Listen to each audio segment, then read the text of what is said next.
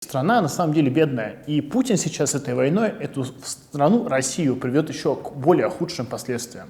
То есть люди окажутся в нищете. И санкции как раз поэтому и существуют, направленные, чтобы показать людям на примере своего кошелька, как это работает, как работает ваша власть. Но, знаете, проходит уже 3 месяца увольнений, роста цен, обнищания явного, но люди как-то на это не реагируют. Возможно, позже. До россиян вообще доходит все позже. Знаете, через полгода, через год, через десятилетия, но со временем доходит. Я надеюсь, наступит такой момент, когда это станет причиной того, чтобы люди сказали Путину «нет».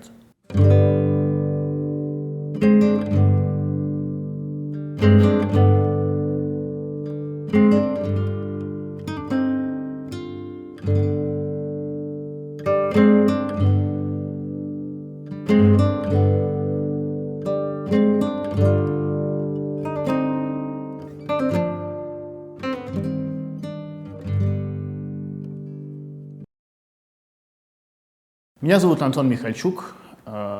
Мы сейчас здесь, в Грузии. Я родился в Западной Сибири, в городе Тюмень, и там провел большую часть жизни, 28 лет.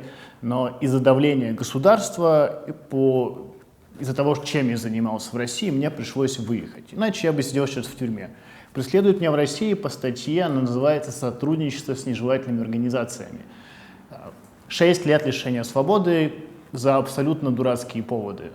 Прочитал лекцию, пригласил другого преподавателя прочитать лекцию или написал пост там, ВКонтакте, например. Да, и из-за этого они слепили мне уголовное дело, которое считается тяжким уголовным преступлением. В Грузии я уже 3 года.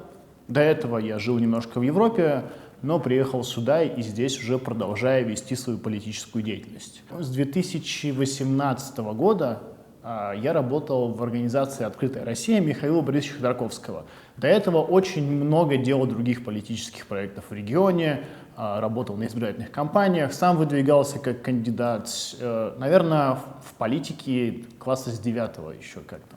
Раздавать на улице газетки за кандидатов, и постепенно, впоследствии я уже был региональным менеджером «Открытой России» и лидером других политических проектов. Очевидно, власти это все очень сильно не нравилось, и в какой-то момент они предъявили мне уголовное дело, из-за чего я был вынужден уехать. Позиция была тогда у меня такая. То есть я молодой парень, огромная статья, выбрать сидеть в России в тюрьме и пытаться использовать суд как политическую трибуну, или выехать и продолжать свою деятельность уже в другом формате, в международной деятельности, я выбрал все-таки второе, потому что толку просто бы от первой ситуации не было ни для кого. Узнал я о войне, это звонок рано утром от моего директора, который говорит: просыпайся, началась война. Никто не ждал, и мы тоже не ждали, и, если честно говоря, за день до этого мы праздновали, что внесли тогда законопроект о признании ДНР и ЛНР, так называемых, и подумали, что на этом, наверное, все закончится, никаких шансов у Путина напасть на Украину нет. Но он это сделал. И с тех пор, я прям помню, это 7:30 утра у меня был звонок, и следующий месяц он как будто у меня в беспамятстве, потому что мы здесь проводили на работе месяц, не знаю, по 20 часов в сутки, и спали здесь, и работали. Ведь война сопровождалась еще многими другими вещами.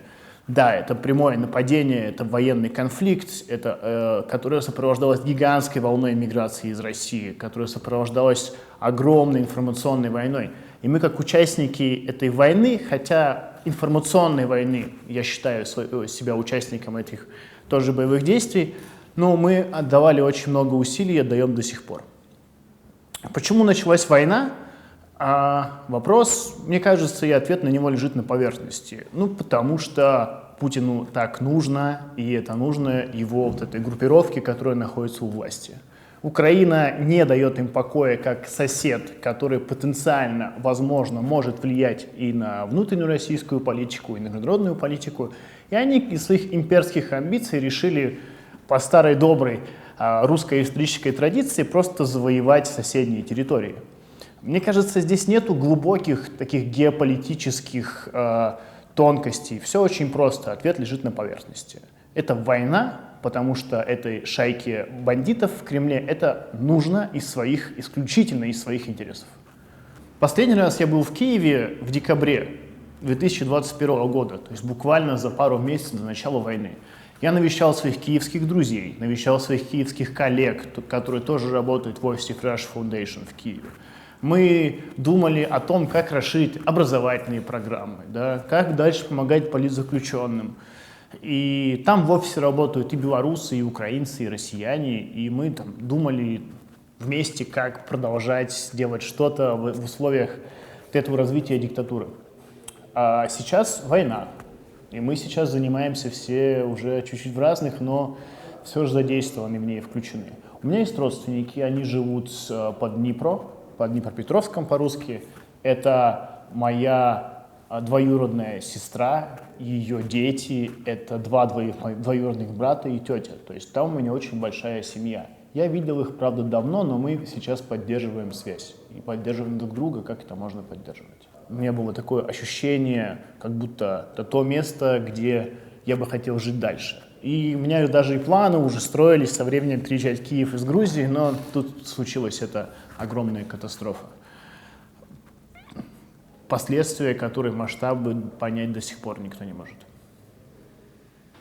Я ощущаю и персональную за это ответственность, и коллективную вину народа российского, вернее, многих народов, которые живут в России, которые из-за своего попустительства, неумения, непонимания процессов и политических, из-за своей безответственности допустили то, что мы сейчас видим. Да, это развитие диктатуры путинской власти, которая уничтожает все вокруг.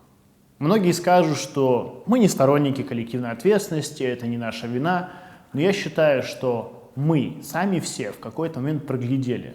Не о том подумали, не по незнанию, по неумению, по непониманию, но мы это пропустили, и мы это позволили сделать. Я считаю, что да, мы виноваты все, и я считаю, что ответственность лежит на плечах каждого из россиянина за эту войну. Буквы Z на рукавах, это что? Эти дети, которые выстраиваются буквой Z. Это кошмар. И есть такое слово, да, в сленге, называется кринж. То есть что-то нелепое, нелогичное, прям такое несуразное, кринжовое. Но вот это вот кринж, который слишком сильно раздут.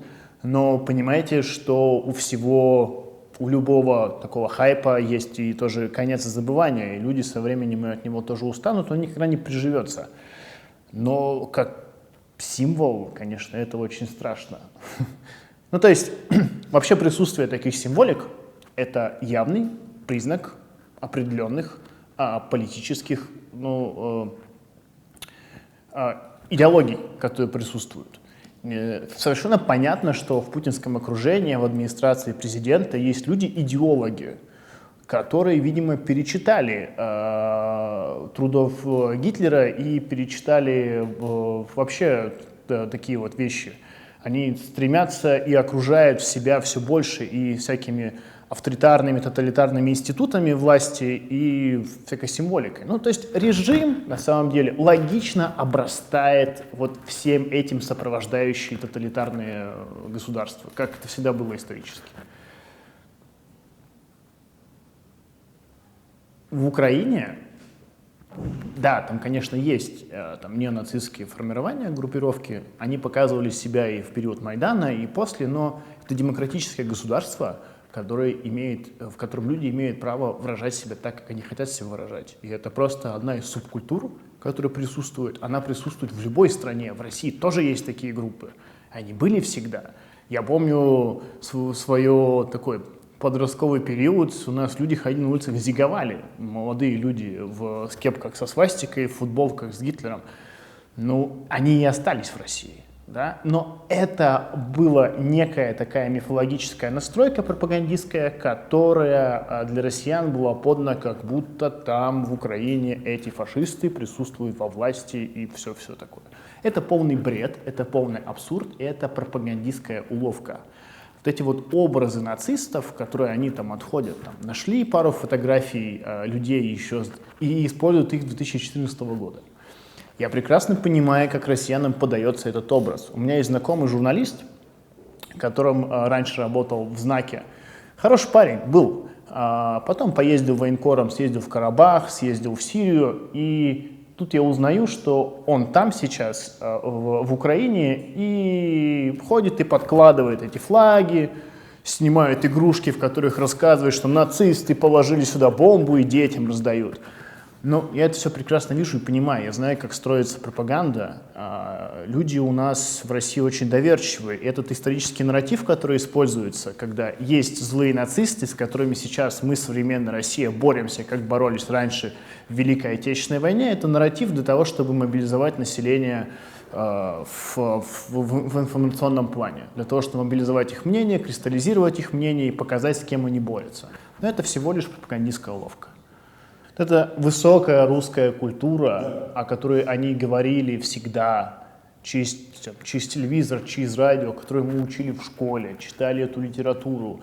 Эти люди, эти пропагандисты и политики ставят мне сейчас огромный жирный крест. Ну, просто это катастрофа.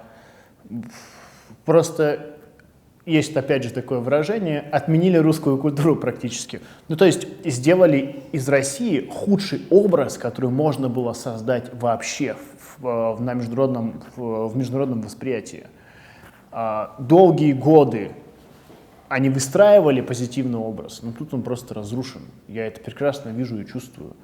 Русские кинематографы, документалисты разного формата и тоже те, кто выступает против войны, их даже не пускают на разные фестивали, не дают выступать.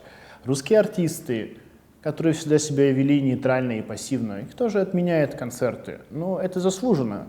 То есть ничего хуже для русской культуры сделать было нельзя, чем начать эту войну. Россия сейчас находится в таком очень тяжелом перепутье в совершенно разных направлениях. Поймать момент, когда страну можно преобразовать и преобразовать ее в демократическом формате, он обязательно будет, и, возможно, в ближайшее время. Но успеет ли общество, которое не подготовлено, успеют ли люди в этот момент провести эти преобразования, очень большой вопрос. Пока страна движется в абсолютно диктаторский ад, и даже если Путина завтра уберут, ну, те же самые элиты поставят того же Бортникова, который там ничем не лучше. Пока есть эти элиты у власти, провести преобразование не получится.